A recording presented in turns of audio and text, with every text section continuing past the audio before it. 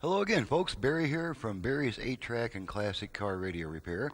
And tonight we're going to be doing a demonstration on a unit sent in by Chet, who is from Ashland City, Tennessee, about halfway across the country there. And this is your typical Chrysler 1970 Chrysler model AM-8 track unit. You find these in Barracudas, Chargers, and probably Challengers as well. And this is one of the few units that I'm willing to do stock repairs on because there aren't any real failure trends with the output section. I really probably have yet to see a bad output section in this particular model radio. So this is a good candidate for stock repair. Whereas the chrome-faced models in the earlier years, they do have a really bad failure trend of the output transformers burning up. So on a lot of those, I won't be willing to do a stock repair on. I would insist on a conversion. But this one was able to be repaired to standard stock pretty nicely. And so we're just going to go ahead and turn it on and test all the functions. Excuse me. Make sure everything works. Let me fire up my little signal generator here so we can feed a signal into the line input when that time comes. And let me go ahead and plug in an RCA cable. We have installed a line input in this unit in the back of the unit, so we're just going to find those jacks and plug them in real quick, and that way when I go to test that function, all I got to do is connect my probes to the other end of this RCA cable. Okay, so that's all set up. And now this is not a conversion, so it's just going to be, it's still AM-8 track, mono AM radio, needless to say. And let's go ahead and turn her on. And so since most towns aren't going to receive more than 2 or 3 AM stations, I'm not going to bother going all the way across the dial. We do have one more station that comes in around 14. Take a look at that.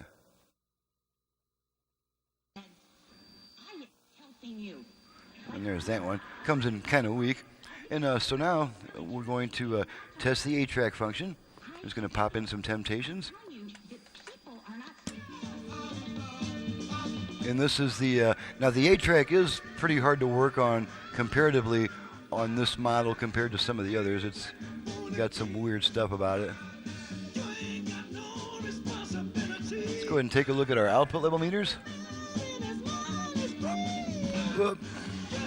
There we are. Oh, try this again. Output level meters come to Papa. There we are. Okay, as you can see, we got both channels working. We're going to rotate our balance control to the left, to the right, and we're just changing tracks here, or changing songs. So let's see if it's going to change tracks or just change songs. Okay, that's a ball of confusion. It's mostly bass in the beginning, so we'll just move on to another track here. Check our balance.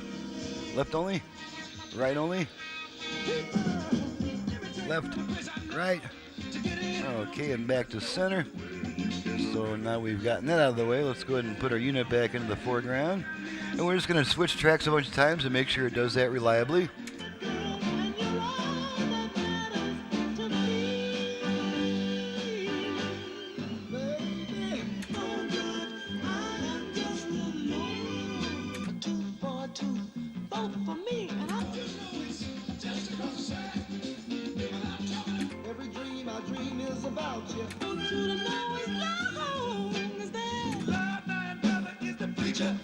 Okay, so that confirms that the tape is working properly. So on this model, we pull out on this plunger. You push it in to change tracks. You pull it out to eject the tape. So we'll pull out on it, and it gives the tape up. Now, one thing I will say about this model is there normally is a spring action in there that actually pushes the tape out probably about halfway.